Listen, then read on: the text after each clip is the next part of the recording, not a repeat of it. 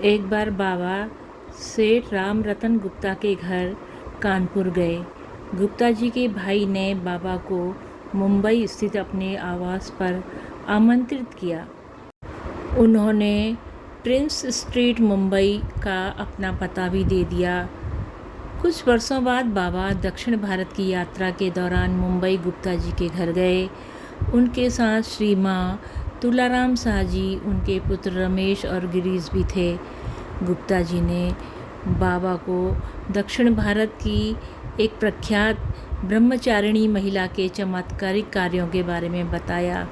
वे बाबा को लेकर मुंबई के बाहर रह रही उस साधिका के घर गए। बाबा के साथ रमेश और गिरीश भी थे।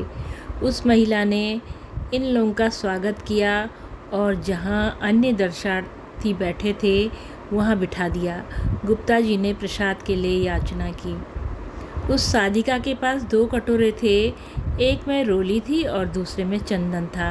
वो किसी व्यक्ति के हाथ में जब रोली डालती तो वो चंदन बन जाता और जब चंदन डालती तो वो रोली बन जाता। इसके बाद वो अपने हाथों से अष्टधातु की एक मूर्ति पैदा करके दर्शनार्थियों को दे देती प्रसाद के रूप में। उसने गिरीश को दुर्गा की मूर्ति दी। जब रमेश की बारी आई तब वे मन ही मन बाबा से प्रार्थना करने लगे कि उस महिला के हाथ में कोई मूर्ति पैदा न हो। रमेश के मन की पुकार बाबा ने सुन ली और उस महिला के हाथ में कोई मूर्ति नहीं पैदा हुई। वो अचेत होकर गिर गई। उसके आदमी उसे लेकर कमरे में चले गए। कुछ देर बाद उसे होश आया। इस बीच घबराहट में रमेश ने सारी बातें बाबा को बता दी। महिला जब होश आने पर बाहर आई तो बाबा ने रमेश से फिर प्रसाद लेने को कहा। इस बार महिला के हाथ में लक्ष्मी जी की मूर्ति प्रकट हो गई, जो उसने रमेश को दे दी। इसके बाद गुप्ता जी के कहने पर उसने शिव परिवार की एक मूर्ति बाबा को दी। उस महिला के यहाँ से वापस आने पर रमेश और गिरीश ने अपनी अपनी मूर्ति बाबा को दे दी और इसका रहस्य पूछा।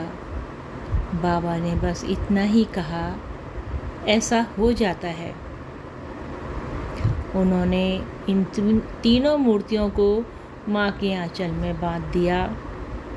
कुछ देर बाद जब माँ ने अपने आंचल की मूर्तियाँ खोली तो उसमें एक चौथी मूर्ति राम जी की भी थी। ये मूर्ति बाबा के प्रताप से पैदा हुई थी। जय हो नीम करोली बाबा की सदा जय हो, माँ सिद्धि की सदा जय हो। बाबा सभी भक्तों का कल्याण करना प्रभु, कल्याण करना प्रभु।